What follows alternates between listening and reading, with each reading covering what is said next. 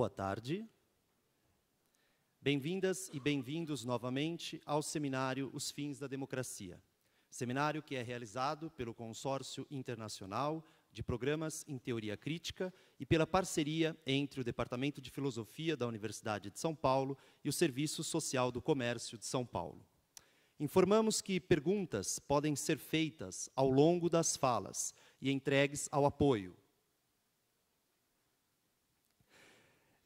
Ao final do livreto sobre o seminário, tem espaço específico para isso. É só destacar a folha e entregar ao apoio. Chamamos agora ao palco o mediador de nossa segunda conferência de hoje, Vladimir Safatli.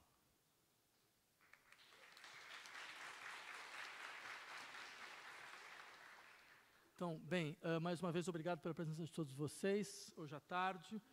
Nós vamos, então, ter uma sessão de apresentações com a professora Wendy Brown, o professor Rodrigo de la Fábian, e com a debatedora, a professora Rahel e Jaeggi, né? Eu vou apresentar, então, um pouco o currículo de cada um dos professores. Como me foi entregue um texto em inglês, então acho mais fácil ler diretamente em inglês, né? Wendy Brown is class of 1936, first professor of political science at the University of California, Berkeley, where she is also affiliated with the interdisciplinary graduate program of critical theory. A scholar of historical and contemporary political theory, her most recent books are Walled States, One in Sovereignty, 2010, The Power of Tolerance with Heiner Force, 2013, and Undoing the Demos, Neoliberalism, Stealth Revolution, 2015. Professor Rodrigo de la Fábian is Associate Professor and Director of the Doctoral Program in Psychology of the Faculty of Psychology at the University of Diego Portales in Santiago, Chile. He is a member of the Executive Board of the International Society for Psychoanalysis and Philosophy, and his recent publications include Positive Psychology's Promise of Happiness, A New Form of Human Capital in Contemporary Neoliberalism, Governmentality, in Theory and Psychology, with Antonio Stecker, 2017, De l'impératif du bonheur dans le néolibéralisme contemporain, une lecture psychanalytique du nouvel esprit du capitalisme. Well, this is a magazine in Slovene. I cannot say philosophical vesting. Yeah, it's impossible. Yeah? But it's a good one, very good. Yeah? Nuevos discursos acerca de la felicidad y gobernabilidad neoliberal. Ocúpate de ser feliz y todos los demás vendrá por añadidura, with Antonio Stecker, Sociedad Hoy, in 2015, and de la irreductible presencia del salvaje robesiano en la obra de Sigmund Freud, revista Aurora, 2014. And Rahel Jaeggi has been a professor for practical philosophy with emphasis on social philosophy and critical theory at the Humboldt University in Berlin since 2009.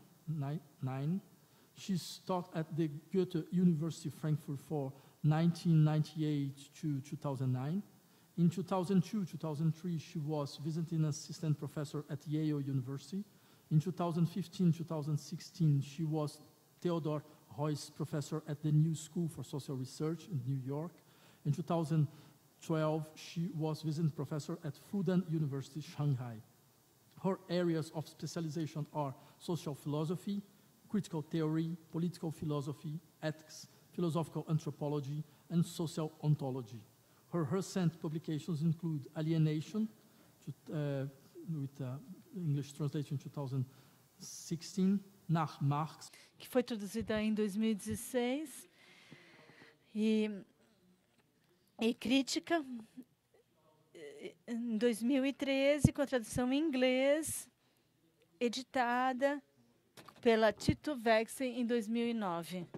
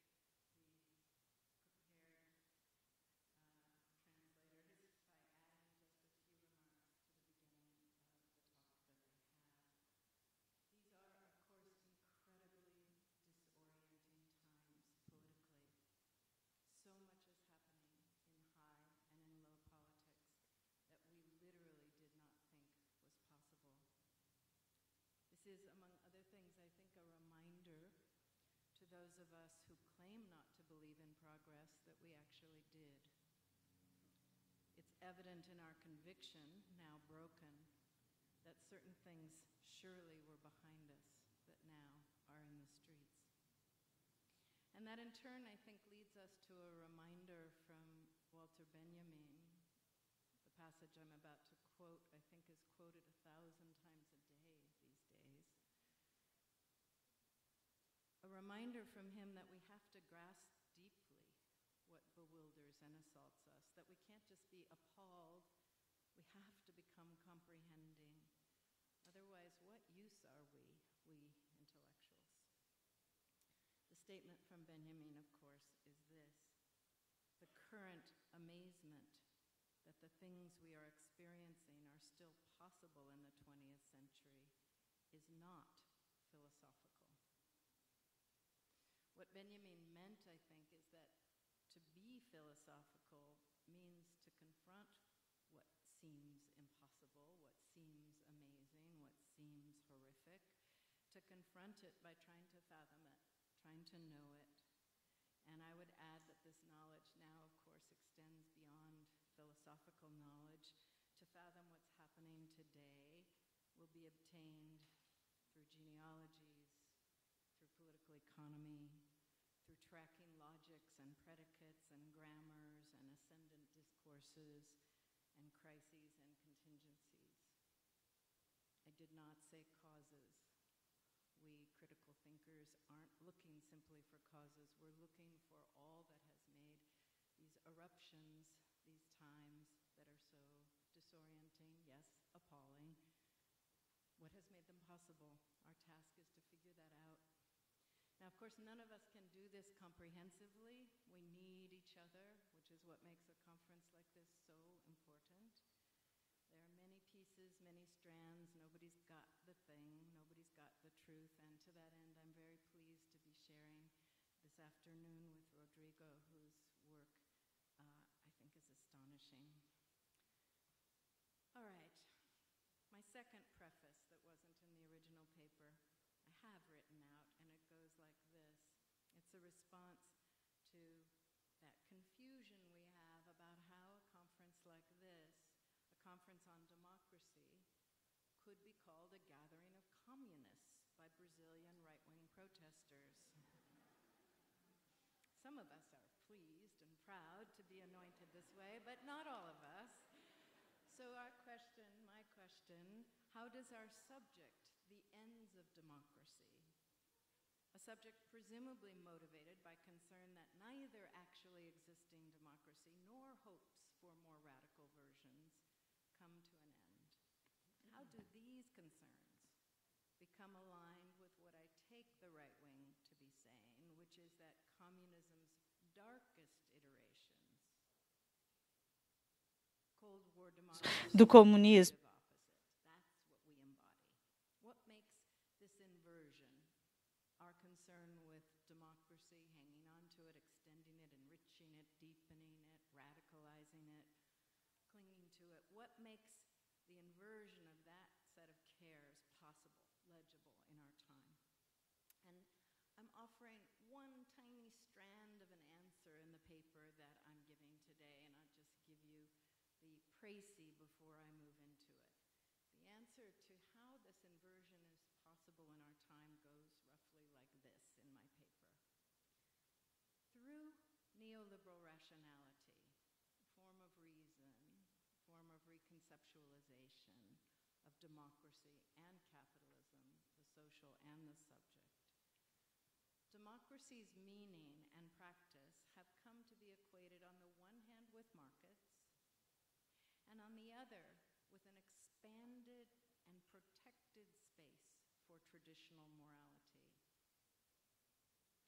When this rationality becomes hegemonic, when it claims the mantle of democracy, political challenges to the unalloyed rule of markets and traditional morality become rendered as illegitimate meddling in the lives of free individuals and tyrannical repression of the spontaneous order generated by markets and morals. social justice warriors, as the right names us in the global north, and as we are named in this rationality, social justice warriors become barely masked advocates of totalitarianism, whether we're trying to tax wealth or redistribute the privileges that go traditionally with whiteness, maleness, and Christianity. Social democracy within this rationality is cast as tyranny, taxes are theft, egalitarianism is social engineering, the stuff of fascism. Still in this rationality, society itself is a fiction, and public goods should be tossed on the dust heap of socialist stupidities. This sea change means that we're battling over the semiotics and the ownership of democracy. We are not just battling over democracy versus anti-democracy, or liberal versus illiberal democracy, or democracy versus authoritarianism. In fact, I would argue, few on the right, including the extreme right, understand themselves as non-democrats. Few on the right understand themselves as authoritarians. Rather, they understand themselves as the true Democrats fighting a tyrannical left that has and would continue to trammel freedom and moral tradition with social justice according to our norms and backed by the coercive state. So from this perspective, we are all communists, including those of you who are only liberal Democrats. Come on down. Moreover, for a right born out of and formed by neoliberal rationality, the nation becomes an all-important theater and container. The nation, hence nationalism, becomes all that produces political identity and cohesion when society has been dismantled and the space it evacuates is filled with markets on the one side and an enlarged sphere for traditional morality on the other. So in this new order of things, society becomes the name of a left platform of justice, enacted by statism, inevitably leading to social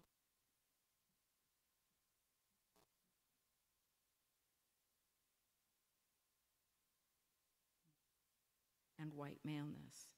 In counterpoint, the nation becomes the theater of freedom and morality.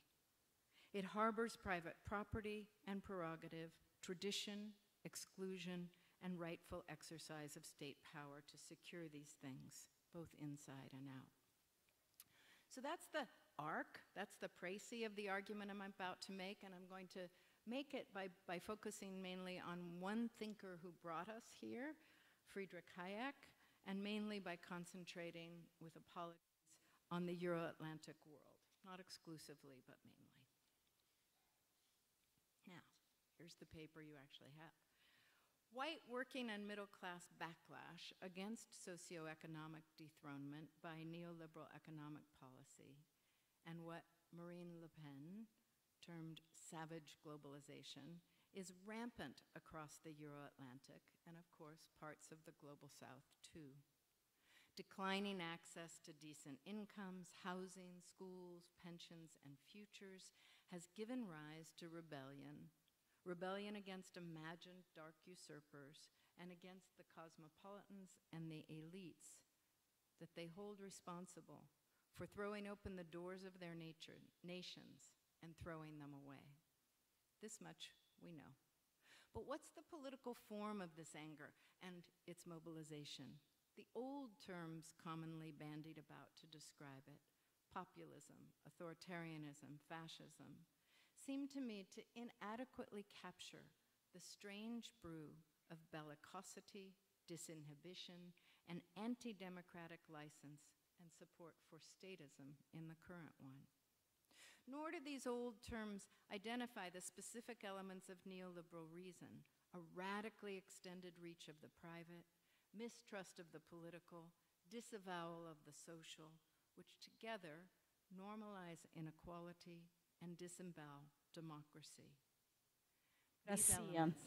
Esses elementos moldam e legitimam a essas political passions. Nor do the old terms capture the deep nihilism, making values into playthings, truth inconsequential, and the future a matter of indifference, or worse, an unconscious object of destruction. In what follows, I'm going to explore this conjuncture from just one angle. The question I will pose: what generates the anti-political, yet libertarian and authoritarian dimensions of so much popular right-wing reaction today? What novel iterations and expressions of freedom have been wrought from the conjuncture of neoliberal reason, aggrieved white male power, nationalism, and unavowed nihilism? How and why have freedom and illiberalism, freedom and authoritarianism, freedom and legitimized social exclusion and social violence become fused in our time? In the paper, the portion of it that I'm presenting, I'll just make a first foray into this problem by thinking about how neoliberalism set the stage for this phenomenon. Neoliberalism, of course, is commonly understood as a set of economic policies, policies that promote unrestricted actions, flows, and accumulations of capital by means of low tariffs and taxes, deregulated industries, privatized formerly public goods and services, stripped out welfare states, and the breakup of organized labor. Foucault and others have taught us to grasp